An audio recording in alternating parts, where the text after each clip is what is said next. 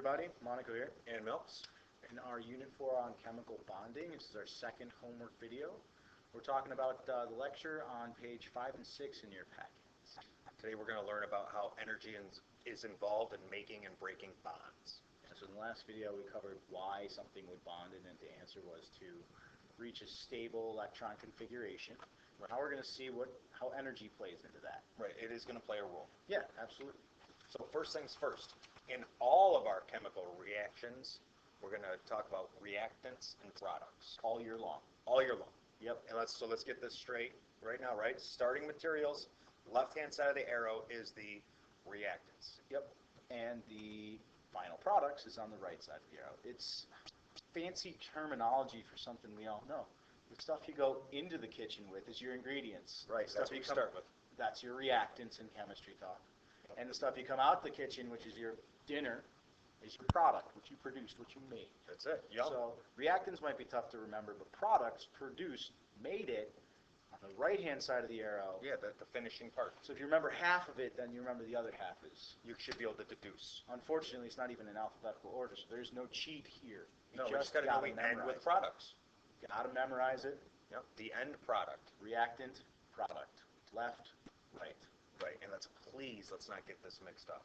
I'm not going to apologize. You have to know this. Memorize it. Seriously, I mean, I think the pain we have is all the kids that have had trouble with it in the past. Right.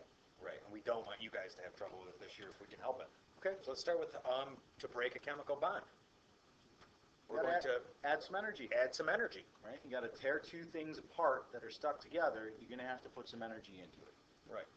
And then notice the H is on the right-hand side here that you're writing in. They are no longer bonded together. Let me just see if this works here with the marker.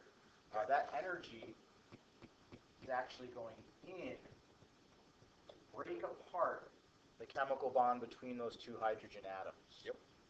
And as a result, you have a hydrogen atom here by itself solo, and another one there by itself solo. And the energy was absorbed, which is why it's not part of the product. So, right. There we go. Takes energy. Yeah. So here, again, with this chlorine, you're going to add energy to get to a product of two chlorine atoms. And remember that energy goes into and breaks up the chemical bond. Okay. Let's just erase these real quick so that doesn't mess up our video. Cool. So let's form some new bonds. So if you absorb energy to break a bond, form a new bond must produce some energy. There you go. As a product. And this is goes to the laws of thermodynamics. Okay. So put a little Big star in there. Laws of thermodynamics. I think the first rule of law of thermodynamics, because you don't talk about the law of thermodynamics. That's Fight Club. No, it's thermodynamics too. But anyways, the whole idea here is that these two atoms, H plus Cl, separately by themselves are unstable, right? If they get together, they get stable. And by getting stable, they have extra energy left over. So they give off the extra energy because these are unstable by themselves.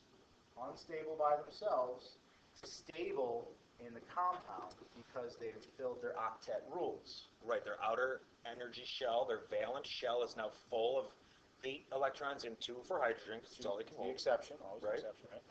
And the extra energy that was hanging out with them when they were unstable has to go somewhere. Right, and we could use it. It goes harvest it out into the system, out into the universe. Right. We would feel this as hot. As heat. Right. Right, in this case. So, got another example here.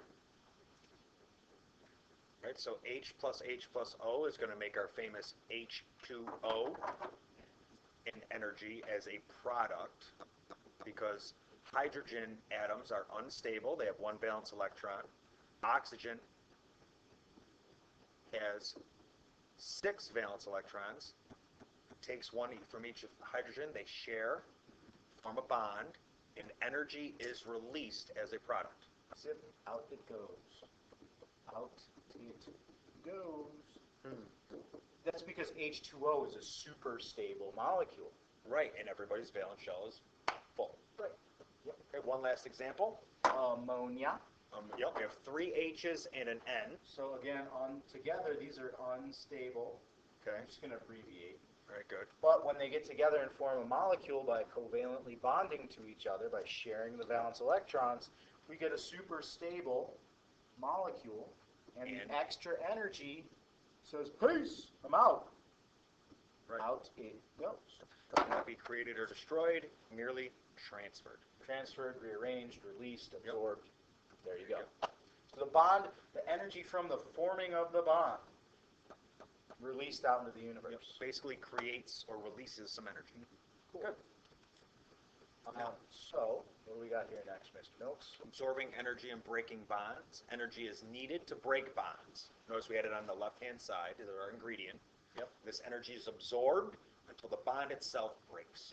Right. So, like if two people are holding hands and they don't want to let go, you have to come in there and put a lot of energy into them to break them apart. Right.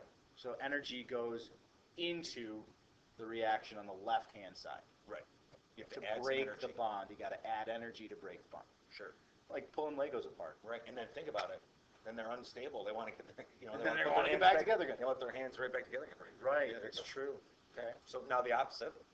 Releasing energy and bond formations. Bonds form to lower the overall energy. Like I was saying, the atoms themselves are not stable by themselves. They need a partner. They need a partnership in order to become stable. So when they find that partnership, there's extra energy that's given off when the new bond forms. Right, because that energy goes away.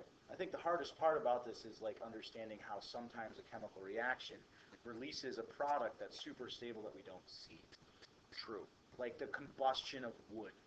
Right, because when you see ash, you're thinking to yourself, ash is way more stable than wood. I can Yeah, stand on wood. Right, I dude. could build a house out of wood. I can't build a house out of ash. But that's a different kind of stable. Because the other things that the wood is releasing when it's burning are water vapor, carbon dioxide, all the other gases and We don't smokes that see come them. off.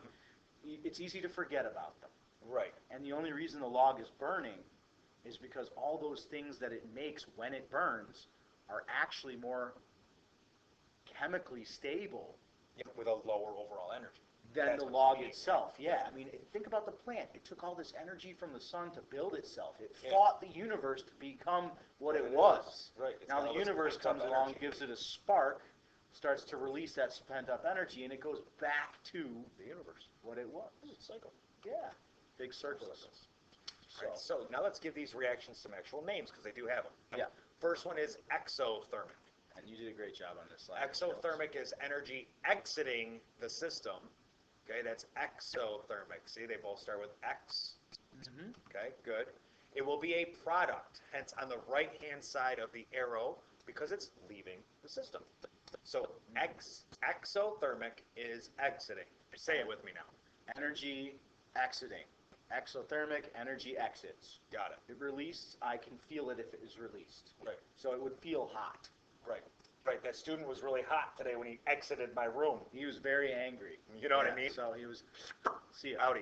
All right, next one.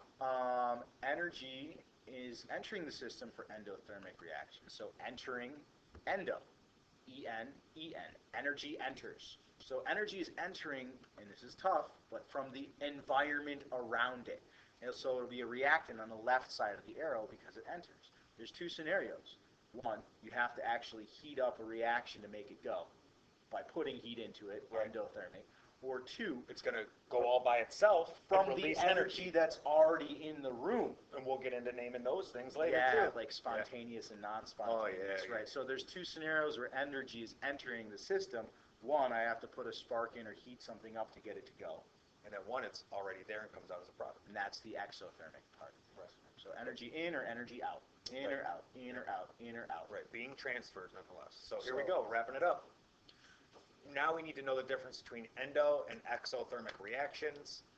We got to make sure we understand that breaking chemical bonds takes energy. You have to give it energy to break those bonds. So to break a bond, it would be an endothermic reaction. Right, and then making chemical bonds releases energy so that the products are at a lower energy, more stable, lower energy. So remember the facts, breaking chemical bonds absorbs energy, making chemical bonds releases energy. If you want to dive deeper into this concept, I strongly encourage you to search on a concept called Hess's Law. Because that is all the step-by-step way that a reaction happens, it's called mechanisms, and how energy plays into each one of those steps along the way. There you go. Yeah, it's really cool stuff. Thanks for listening See and you guys. watching and writing down. Yeah, see you.